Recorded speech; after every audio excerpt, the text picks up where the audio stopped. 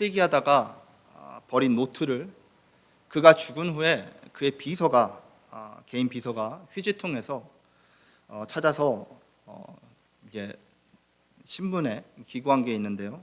거기에 이렇게 쓰였다고 합니다. 여러 가지가 쓰여 있었는데요. 그 중에 하나가 I feel so alone sometimes. Help me, Lord. 한국말로 하면은 가끔 너무 외롭습니다, 주님. 도와주세요. 영화 사이코와 새를 만든 알프레드 히치콕 감독도 마지막 죽기 전에 침대에 누워서 그의 아내에게 몇 번이나 I am lost in the sea of loneliness. 한국말로 번역하면 나는 외로움의 바다에서 길을 잃었다 하면서 두려워하면서 생을 마쳤다고 합니다. 역사상 가장 유명한 과학자를 뽑으라고 한다면은 많은 사람들이 아인슈타인을 뽑을 것입니다. 그런데 이 아인슈타인도 가장 큰 유명세를 얻고 있던 시기에 한 기자와의 인터뷰에서 이런 말을 했다고 합니다. It is strange to be known so universal and yet to be so alone. 이렇게 유명하면서도 이렇게 외로우니 참 이상한 일입니다. 이 세 사람이 말한 공통적인 문제는 바로 외로움이죠. 여러분들도 가끔 외롭다고 느끼십니까?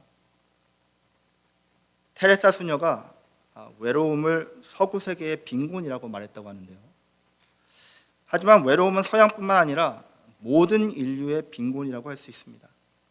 세상 어디를 가든지 외로움을 느끼는 사람들 천지입니다. 어떤 사회학자들은 21세기를 네트워크의 시대라고 부르는데요.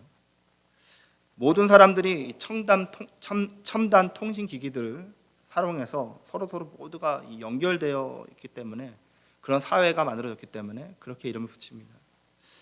여러분들 중에 페이스북, 카카오톡, 인스타그램, 하다못해 이메일도 안 쓰시는 분들은 아무도 안 계시잖아요, 그렇죠? 그렇기 때문에 이제는 외로움도 선택할 수 있는 시대가 왔다라고 생각을 합니다, 사람들은. 외로울 시간이 없다라는 거죠. 그런데 정말 그런가는 다릅니다.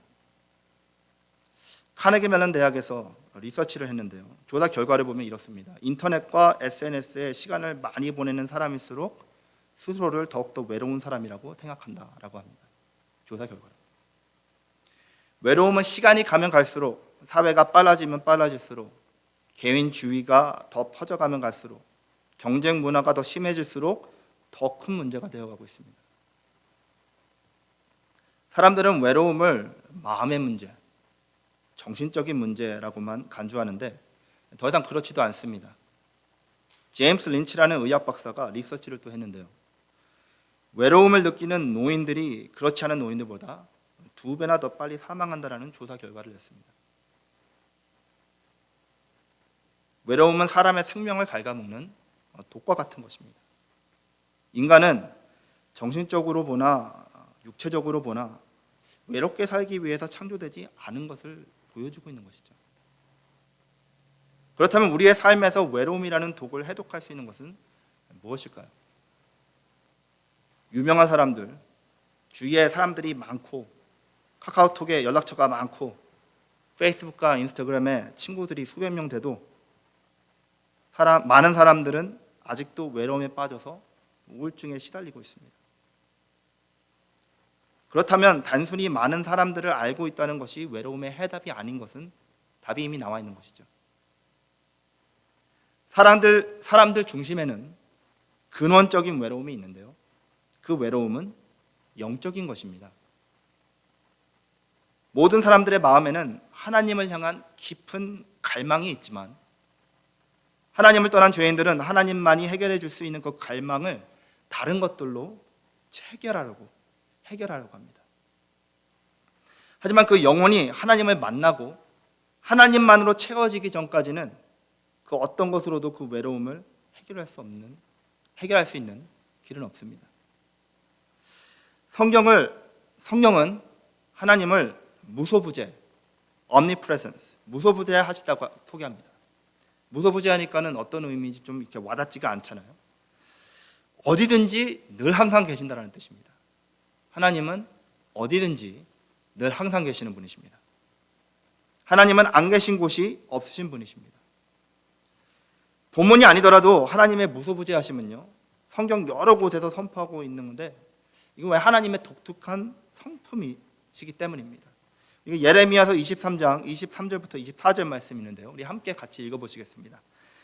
여호와의 말씀이니라. 나는 가까운 데에 있는 하나님이요 먼 데에 있는 하나님은 아니냐.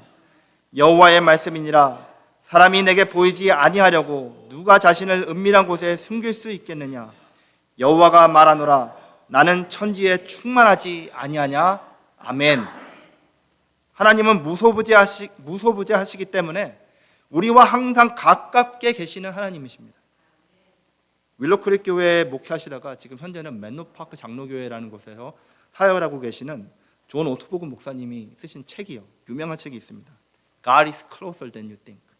하나님은 우리 생각보다 가까이 계신다는 거죠. 여러분들이 하나님이 나와 얼마나 가깝게 계시다라고 생각하는 그것보다 더 하나님은 우리와 가까이 계시는 분이십니다.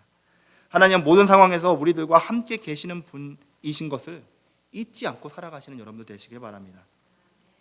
먼저 하나님은요, 어두운 곳에서 우리와 함께 하시는 분이십니다. 어두운 곳에서 우리와 함께 하시는 하나님이십니다. 본문 말씀 11절과 12절 말씀을 다시 읽어드리겠습니다. 내가 혹시 말하기를 흑암이 반드시 나를 덮고 나를 두른 빛이 밤이 되리라 할지라도 주에게서는 흑암이 숨기지 못하며 낮이 밤이 남과 같이 비추이나니 주에게는 흑암과 빛이 같음이니이다. 아멘. 모든 죄인들은 하나님에게서 도망가고 싶어하는 죄성이 있습니다. 여러분, 가끔 성도님들 중에서 이런 분들이 계세요. 하나님 안 보이시는 곳에 가가지고 내 마음대로 좀 살다가 오고 싶다. 여러분들도 그런 분들 계십니까? 하나님 안 보이시는 곳에 가가지고 그냥 내 마음대로 그냥 말할 거 다 하고 행동할 거 다 하고 그러다가 다시 와서 살고 싶다. 죄의 시험에 빠지지 않는 방법 중에 하나는요, 여러분, 항상 누군가가 나를 보고 있다라고 생각하는 것입니다. 그러면 죄의 유혹에 잘 빠지지 않을 거예요. 누군가가 보고 있다라고 생각을 하면은요, 행실이 바뀌게 되어 있습니다.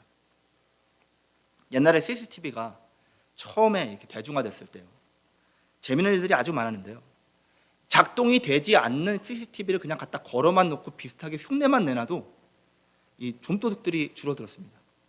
그리고 일하는 사람들이, 인플로이들이 일을 되게 정성스럽게 했습니다. 보고 있는 줄 알고.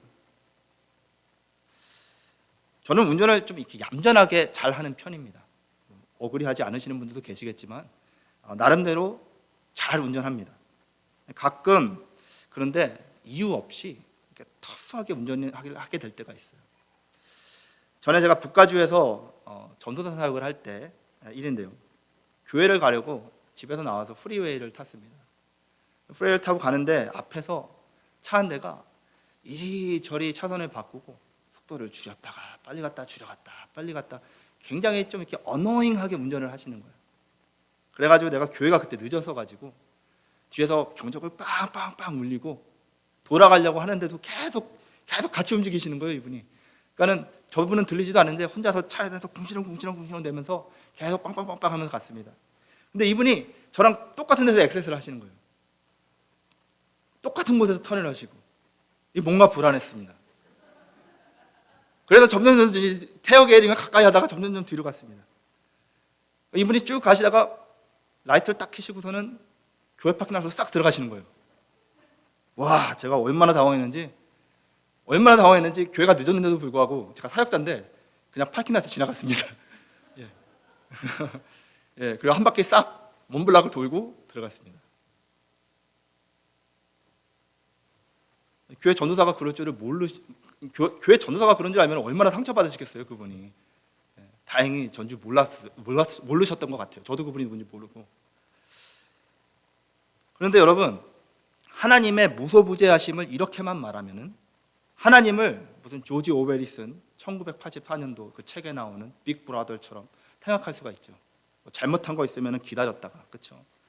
하나님의 무소부재하심은요, 절대로 우리를 지켜보시다가 죄를 저지르면 벌 주는 것에만 나타나는 성품이 아니라는 것입니다. 물론 하나님 앞에서 우리들은 아무것도 숨길 수 없는 것은 사실입니다. 하지만 하나님은 우리가 죄를 짓기까지 가만히 그냥 계시다가 죄를 짓고 나면은 그 죄책감에 빠져 있는 우리들에게 벌하시는 분이 아니십니다. 오히려 그분은 우리가 죄에서 이길 수 있도록 마지막까지 함께 해주시면서 힘을 주시고 시험에서 이기도록 길을 열어주시는 분이십니다. 우리가 사람들의 눈이 있지 않은 곳에, 그렇죠? 어두운 곳에, 그런 곳에서 죄를 도모하고 하나님도 못 보실 것이라고 생각되는 그런 곳에 가가지고 자기 마음대로 살려고 할 때, 하나님은 우리들의 마음의 문을 두드리시면서 나 여기에도 있다 라고 말씀해 주십니다. 우리를 그 어두운 수렁에서 건지시기 위해서 밧줄만 던져주시는 분이 아니시라 그 밧줄을 타고 우리가 있는 곳까지 내려오셔서 우리가 다시 올라가는 것을 도와주시는 분이십니다. 여러분, 만약에 하나님이 우리가 죄를 짓는 순간에는 그냥 눈을 감아버리시든지, 그렇죠? 그 죄를 그 자리를 피해 주신다면, 피해서 계신다면 좋을 것 같다라는 생각이 들 수도 있죠, 그렇죠? 왜냐하면 다시 하나님을 만날 때 부끄러움이 좀 줄어들 것 같습니다. 하나님이 안 보셨으면, 하나님 나 못 보셨죠? 이렇게 할 수 있잖아요. 하지만 하나님은 그분의 백성들을 떠나지 않으십니다.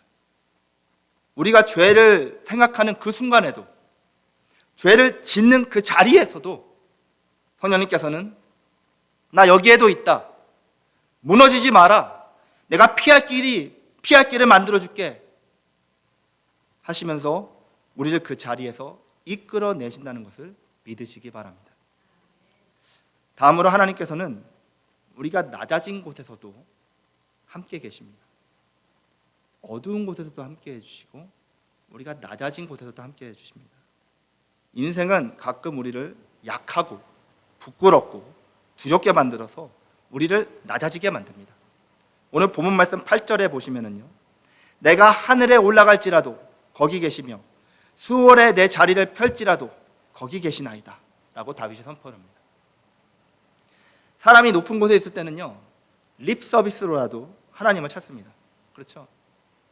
그리고 하나님이 당연히 그곳에 계신다라고 생각합니다. 높은 자리에 있을 때는, 모든 것이 잘 되고 있을 때는 맞아, 하나님이 함께 계시니까 뭐 이렇게라도 얘기를 합니다. 하지만 하나님은 우리가 비참해지고 무너지고 실패하고 어려운 처지에 있을 때, 몸과 마음이 아프고 고통당할 때 특히 더 함께 하신다는 것을 우리는 자주 잃어버립니다. 우리는 비참해지고 어려워지면 오히려 하나님이 우리를 떠나신 것이 아닐까라는 생각으로 걱정하는 경우가 많습니다. 8절 말씀에 수올이라고 나오죠. 이 수올이라는 단어가 나오는데 한글 성경은 히브리어 단어를 그냥 갖다가 사용했습니다. 수올. 근데 영어를 보면은 depth, 그러니까 깊음이라는 뜻으로 번역이 되어 있습니다. 수올의 번역은 여러 가지가 가능한데요, 영어 발음처럼 깊음이라는 뜻도 있고요, 무덤이라는 뜻도 있고요, 지옥을 말할 때 사용하는 단어이기도 합니다. 어떤 의미를 가졌다가 중요한 것이 아니라 이 의미를 다 보면은 어떤 의미를 갖다가 사용을 하든지 확실한 것은 그 상황이 좋은 상황은 아니라는 거죠. 깊고 무덤 같고 죽음 같고 지옥 같은, 사람이 갈 수 있는 가장 밑바닥을 생각하면은 바로 그것이 수월입니다. 여러분, 육체적으로 건강이 밑바닥일 수도 있습니다. 정신적으로 밑바닥일 수도 있습니다. 저를 어렸을 적에 키워주신 친할머니께서는요, 2년 동안 치매가 오셔가지고 고생하시다가 마지막에 돌아가실 때는 아무도 못 알아보고 돌아가셨습니다. 감정이 밑바닥칠 수도 있습니다. 여러분, 화로 가득 찬 상황이 있을 수가 있고요, 절대로 용서할 수 없는 미움이 있을 수도 있고요, 두려움에 무너진 마음이 삶의 상처로 남아 우리를 조종하려고 할 수 있습니다. 그리고 영적으로 밑바닥을 경험할 수도 있습니다. 기도를 아무리 해도, 말씀을 아무리 묵상하고 예배를 아무리 드려도 하나님의 임재를 경험하지 못하는 영적 상태를 경험할 수 있습니다. 그렇지만 우리가 그런 상황에 있을 때도 하나님은 저 높은 보좌에 앉으셔서 그냥 독촉만 하시는 분이 아니십니다. 해결하고 빨리 올라와 라고 하시는 분이 아니십니다. 우리들은 하나님께서도 잘 되고 있는 곳에 그냥 더 잘 역사하신다라고 오해를 하죠. 여기 일이 잘 되고 있으면 야, 하나님이 진짜 잘 역사하신다라고 오해를 하고요, 안 되는 곳이 있으면은 하나님 어떻게 저렇게 저 사람을 버리셨지? 이렇게 생각할 때가 있습니다. 그런데 여러분, 하나님의 은혜는요, 부족하고 연약한 밑바닥에서 역사한다는 것입니다. 기억하시기 바랍니다. 예수님께서도 말씀하셨잖아요. 건강한 사람이 의사가 필요 없다. 병든 사람이야 의사가 필요하다. 죄가 있는 사람이 구세주가 필요한 것이다. 아프고 고통받고 어려움에 있는 사람들이 은혜가 필요한 것이고 그곳에 하나님의 은혜를 부어주신다는 것입니다. 성경은 절대로 믿는 사람들이 낙심하지 않을 것이라는 약속은 하지 않았습니다. 하나님이 주신 은혜의 약속은 낙심하지 않게 해줄게가 아니라 낙심하는 가운데서도 함께 하겠다입니다. 시편 23편 4절 말씀입니다. 다 같이 읽어볼까요? 내가 사망의 음침한 골짜기로 다닐지라도 해를 두려워하지 않을 것은 주께서 나와 함께 하심이라. 주의 지팡이와 막대기가 나를 안위하시나이다. 아멘. 여러분, 음침한 골짜기가 없지 않죠? 음침한 골짜기를 없애주시겠다고 안 하셨죠? 하지만 낙심하고 두려워하지 않습니다. 왜요? 주께서 나와 함께 하시기 때문입니다. 함께 하시는 느낌을 받았기 때문에 그런 게 아니고요, 함께 하신다는 것을 확신하기 때문입니다. 느낌이 아니라 확신입니다. 우리의 느낌이 어떻든지 하나님은 어디에서나 우리와 함께 하십니다. 여러분, 지금 이곳에서도 하나님은 우리와 함께 하십니다. 믿음의 확신을 가지고 하나님의 임재를 누리는 여러분들 되시기를 예수님의 이름으로 축원드립니다. 하나님은 두려운 곳과 불편한 곳에서도 우리와 함께 하십니다. 본문 말씀 9절부터 10절까지 말씀입니다. 내가 새벽 날개를 치며 바다 끝에 가서 거주할지라도 거기서도 주의 손이 나를 인도하시며 주의 오른손이 나를 붙드시리이다. 아멘. 삶을 살다가 보면은 불편한 상황에 놓이게 되는 경우들이 많이 있죠. 앞을 알지 못하는 새로운 상황들을 만나면은 불편하고 두렵고 떨리게 되어 있습니다. 갑자기 찾아온 상황들, 예기치 못한 어려움들이 삶을 엄습할 때 우리는 삶이 불편해지고 아웃 오브 컨트롤이라는 생각이 들면서 무력함을 느끼게 됩니다. 그게 정상적인 사람입니다. 9절부터 10절 읽었는데요, 제가 성경에서 아마 가장 좋아하는 성경 구절들 몇 구절 중에 하나입니다. 가장 아름다운 구절이에요. 여러분, 한번 머리에 한번 그려보시기 바랍니다. 이 그림을 그려보세요. 아름답고 상쾌한 아침에 천사 같은 은날개를 펴고 바다 위를 날아서 바다 저 끝까지 날아가서 거기에 거하는, 한번 생각해 보시기 바랍니다. 정말로 이게 아름답지 않습니까? 그림 자체가, 이 월딩 자체가. 저도 처음에는 그렇게 되게 아름답게 생각을 했어요. 그런데 이 말씀은요, 다윗의 관점으로 해석을 하면은 아름다운 상황이 아니라 아찔한 상황입니다. 아름답지 않고 아찔합니다. 현대를 사는 우리도 바다는 두려움이죠. 그렇죠?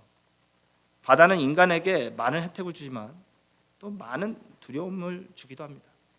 여러분, 쓰나미나 태풍을 한번 생각해 보시기 바랍니다. 얼마나 무서워요. 그렇죠? 바다 밑에 사는 무서운 생물들을 생각해 보십시오. 제가 2주 전에도 말씀을 드렸는데요, 문명의 발달에도 불구하고 인간이 지금 현재 알고 있는 바다에 대한 어떤 지식은 1%밖에 안 된다고 합니다. 전체 바다에. 그러니까 다윗 당시의 사람들에게는 이 바다는 위험이 도사리고 있는 미지의 세계이고요, 두려운 곳이었습니다. 거기다가 이스라엘이 중동 지방에 있잖아요. 고대 시대부터 해양 문명이 아니라 대륙 문명이었어요. 그러니까는 땅으로만 다니던 사람들이었기 때문에 바다는 늘 새롭고 불편하고 두려운 곳이었습니다. 그 바다 저 끝에까지 간다라, 완전히 전에 경험해보지 못한 곳으로 가는 거죠. 완전히 out of control, 두려움과 불편함이 가득한 곳을 말하고 있는 것입니다. 어찌해야 할지 모르는 상황, 전에는 겪어보지 못한 어려움이 있는 곳에서도 하나님께서는 우리와 함께 계셔서 우리를 붙들어 주신다는 것입니다. 우리의 삶에는 늘 새로움이 찾아옵니다, 여러분. 새로움 중에는요, 기쁘고 즐거운 새로움도 있지만 불편하고 두려운 새로움도 있습니다. 하지만 우리가 전에 경험한 적이 없는 그곳에서 하나님은 이미 모든 것을 다 아시고 그 자리에서 우리와 함께 하십니다. 하나님은 절대로 우리를 버리지 않으시는 우리의 아버지이시며 우리의 왕이십니다. 신명기 31장 8절 말씀해 보시면 이렇게 기록하고 있습니다. 여호와 그가 내 앞에 가시며 너와 함께 하사 너를 떠나지 아니하시며 버리지 아니하시리니 너는 두려워하지 말라 놀라지 말라. 아멘. 전에 가보지 못한 가나안을 건너보지 못한 요단강을 건너서 전에 싸워보지 못한 족속들과 싸우기 위해 전진하고 있는 출애굽 2세들에게 하시는 하나님의 말씀입니다. 하나님께서는 불편하고 두렵고 힘들어도 내가 너희와 함께하고 너를 떠나지도 버리지도 않을 것이라고 약속하시면서 힘을 주시는 분이십니다. 여러분, 40년을 광야에서 이스라엘과 함께 계셨던 하나님은 지금 이미 가나안에도 들어가 계셔서 이스라엘을 받아들일 준비를 끝내시고 그들과 함께 행진하시면서 그들을 인도하고 계신 것입니다. 버림받은 상처를 가지고 있는 분들이 있으실 수 있습니다. 저도 버림받은 상처를 가지고 있는 사람 중에 하나입니다. 그런 우리들에게 하나님은 말씀하십니다. I will never leave you, nor forsake you. 너를 절대로 떠나지도 가만히 내버려 두지도 않을 거다. 믿으시고 감사하시며 하나님의 임재 안에 두려움과 불편함을 이기며 살아가는 여러분들 되시기를 예수님의 이름으로 축원드립니다. 하나님은 우리가 어디에 있든지 언제나 지금 여기 우리와 함께 계시는 분이십니다. 지난 세월 우리가 지나온 것들도 지금 보내고 있는 시간도 앞으로 당하게 될 모든 일들도 하나님의 임재를 떠나서 우리가 겪게 되는 것은 아무것도 없습니다. 하나님은 여기에도 계실까? 질문할 필요가 없습니다. 거기가 어디든지 그곳에도 계십니다. 이런 생각을 통해 내 삶이 늘 하나님 앞에 있다고 인식하면서 사는 삶을 코람데오의 삶이라고 합니다. 하나님이 여기도 계시구나. 코람데오는요, 하나님 앞에서 In the presence of God이라는 라틴어입니다. 만약에 우리가 이러한 삶을 산다면 우리의 모든 것은 라디컬하게 변하게 될 것입니다. 진짜로 하나님이 여기도 계신다라고 생각하신다면, 어느 곳에나 함께 하신다고 생각한다면, 내 마음 한가운데도 내 생각 한가운데도 계시다고 믿으신다면 우리의 삶이 어떻게 안 변하겠습니까? 오래전에 유튜브를 보다가요, 아는 분이 보내준 클립 하나를, 동영상 하나를 본 기억이 있는데요, 29살 된 여자가 태어나서 처음으로 듣게 되는 장면을 동영상으로 찍은 그런 동영상입니다. 처음 몇 초가 지나고 의사가 말해보세요 라고 하자 여자가 지금요? 라고 말하고 그 뒤로 그냥 계속 울기만 합니다. 여자가 계속 울기만 해요. 저도 잘 울지 않는 사람인데 그 동영상을 보다가 마음이 찡해져가지고 눈물이 핑 돌았습니다. 그녀의 상황을 여러분 한번 생각해 보시기 바랍니다. 그녀 주위에는 항상 소리가 없던 것은 아닙니다. 그녀 주위에도 소리는 항상 계속 존재하고 있었습니다. 이 지구상에 있는 어디에도 완전한 침묵을 녹음할 수 있는 곳은 없다 그래요. 완전한 침묵을, 그러니까 대개권 바깥에 말고 대개권 안에서 아무 데도 없다고 합니다.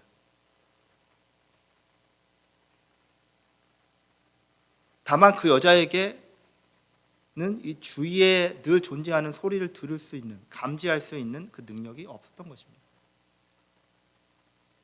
하나님의 임재하심도 모든 곳에서 항상 감지할 수 있지만 감지 능력이 마비된 영혼들은 경험하지 못하는 것입니다. 그렇다면 어떻게 해야 하나님의 임재를 감지할 수 있을까요? 첫 번째로요, 예수님을 삶의 구세주로 영접해야 합니다. 예수님을 믿기 전에는요, 하나님을 감지할 수 있는 모든 것들이 죽어있는 상태이기 때문에 하나님의 임재를 경험할 수 없습니다. 혹시 사랑하는 사람들에게 유령 취급 나가본 적 있습니까? 고스팅이라고 그러죠. 유령 취급 당해보신 적 있으십니까? 제가 20년 전에 저희 부부가 처음 결혼해가지고 신혼 때 부부싸움을 아주 크게 한 적이 있습니다. 그날 밤에 같이 잠을 자러 들어가는데 부부 교실에서 배웠잖아요. 무조건 이렇게 싸우고 뭘 해도 잠은 원베드에서 같이 자야 된다. 배웠기 때문에 자러 들어갔습니다. 근데 이렇게 평소에는 얼굴을 이렇게 보고 자든지 아니면 이렇게 하늘을 보고 자는데 저는 엎드려 자고 이렇게 하는데 그날은 이렇게 등을 서로 맞대고. 여러분 세상에 가장 먼 거리가 어딘지 아세요? 이 거리입니다. 예. 바로 뒤에 있는데 앞은 이렇게 세상 거꾸로 반전이 돌아가야 되잖아요. 얼굴을 보려면. 그렇죠? 모두 다 한 번쯤은 가까이 있어도 친밀함이 없는 느낌을 경험해 본 적이 있으셨을 것입니다. 여러분 하나님이 지금 가까이 계세요. 친밀하십니까?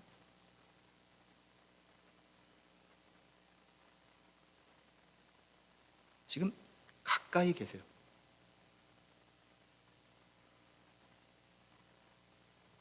하나님의 관계, 하나님의 임재가 아무리 가까이 있다 해도 감지할 수 있는 능력이 다 죽어 있으면 가장 멀리 있는 것과 다를 바가 없습니다. 그런데 예수님을 통해서 거듭나면 우리 안에 있는 하나님의 임재를 감지하는 모든 것들이 다시 살아나서 하나님을 알아볼 수 있게 되는 것입니다. 골로새서 1장 21절부터 22절까지 말씀을 제가 읽어드리겠습니다. 전에 악한 행실로 멀리 떠나 마음으로 원수가 되었던 너희를 이제는 그의 육체의 죽음으로 말미암아 화목하게 하사 너희를 거룩하고 흠이 없고 책망할 것이 없는 자로 그 앞에 세우고자 하셨으니 아멘. 결국에 원수처럼 나뉘어 친밀할 수 없이 유령처럼 감지 못하던 우리를 구원해 주신 예수님을 믿는 자만이 하나님을 감지할 수 있습니다. 그리고 우리의 삶에 하나님의 임재를 선포해야 합니다. 우리의 삶에 하나님의 임재를 선포해야 해요. 수많은 성경 구절들이 하나님의 임재를 선포하는 삶을 살라고 가르쳐 주는데요. 그 중에 창세기 29장 16절 말씀을 제가 읽어드리겠습니다.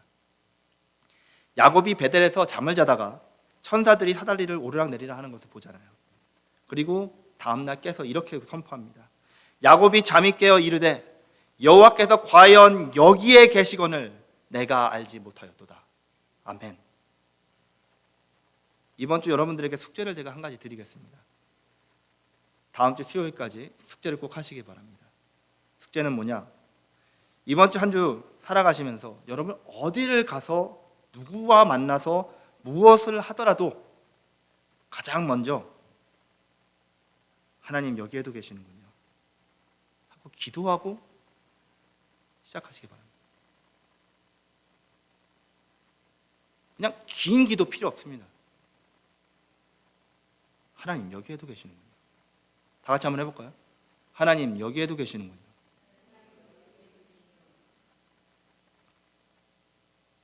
차가 막혀도, 자녀가 나를 열받게 해도, 남편이, 아내가 나를 열받게 해도, 일이 안 풀려도, 몸이 좀 지쳐도, 시험 앞에서도, 죄를 짓다가도 하나님 여기도 계시는군요. 한번 해보십시오. 말씀을 정리하겠습니다. 코람데오의 삶은 무소부재하신 하나님을 믿는 성도들이 살아가는 유일한 방법입니다. 인생의 어두운 곳, 낮은 곳, 불편하고 두려운 곳에서도 우리와 함께하는 하나님을 믿고 사는 것이 우리에게 새 힘을 준다는 것을 잊지 않고 담대하게 신앙생활을 하시기 바랍니다. 어디에서나 계신 우리 하나님을 매 순간 체험하면서 살아가는 우리 모두가 될 수 있기를 예수님의 이름으로 축원드립니다. 함께 기도하시겠습니다. 오늘 이 시간 잠시 한마음으로 기도할 때 하나님 나의 앞에 계시고 나의 위에 계시고 나의 뒤에 계시고 어디에나 계신 주님을 늘 감지하며 두렵고 낙심되고 불편하고 외로울 때 함께 하시는 하나님을 바라보며 코람데오의 삶을 살아갈 수 있는 우리 모두가 될 수 있기를 간절히 원하는 기도를 드리겠습니다.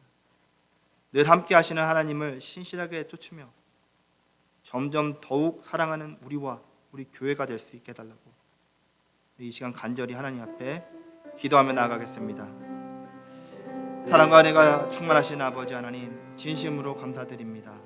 무소부재하신 우리 아버지 하나님, 여기에도 계시는군요. 아버지 하나님, 어디에나 계시는군요. 어디서 무엇을 하든지 내 마음이 무너지는 곳에서도, 내가 승리하여 기쁜 곳에서도, 평안함을 누리는 곳에서도, 두렵고 불편함을 느끼는 곳에서도 하나님 언제나 계시는군요. 그렇게 고백하며 아버지 하나님이 함께 하심을 믿으며 살아갈 수 있는 우리가 되게 하여 주시옵소서. 주님의 함께 하심이 두려움이 아닌 아버지 하나님, 진짜 우리의 힘이 되는 그런 삶을 살아갈 수 있도록 아버지 은혜 베풀어 주시고, 주여 하나님 함께 하여 주시옵소서. 저희들 간절히 바라고 구합니다. 아버지 하나님이시여, 고통받는 상황이 있습니까? 아버지 하나님께서 찾아가 주시는 줄 믿습니다. 그 찾아오신 주님을 감지하며 마음을 활짝 열고 치유하는 역사가 일어나게 하여 주시옵소서. 아버지 하나님이시여, 상황이 안 좋아 아버지 하나님이시여 답답한 마음에 마음을 두드리며 아버지 하나님이시여 주님 앞에 고통을 토하는 아버지 하나님 영혼들에게 찾아가 주셔서 함께 하여 주시는 주님, 무소부재하셔서 능력이 치기신 아버지 하나님을 경험할 수 있도록 아버지 하나님 은혜 베풀어 주시고, 주여 함께 하여 주시옵소서. 우리의 간절한 기도를 주님께서 응답하여 주실 줄 믿습니다. 우리의 기도를 주여, 우리 교회를 기억하여 주시고, 아버지 하나님이시여 힘들고 어려운 상황 가운데 있습니다. 함께하여 주시고 주님 역사하여 주시옵소서. 우리에게 참된 소망과 은혜를 주시는 아버지 하나님, 진심으로 감사드립니다. 어딜 가나 홀로 두지 않으신다는 그 약속을 믿음으로 담대하게 살아갈 수 있게 하여 주시옵소서. 아버지 하나님, 아픈 곳에서도, 힘든 곳에서도, 어려운 곳에서도 우리 주님은 우리와 함께 하시며 우리의 힘이 되시고 우리의 도움 되시는 줄 믿습니다. 아버지 하나님, 두려워하지 않게 하여 주시옵소서.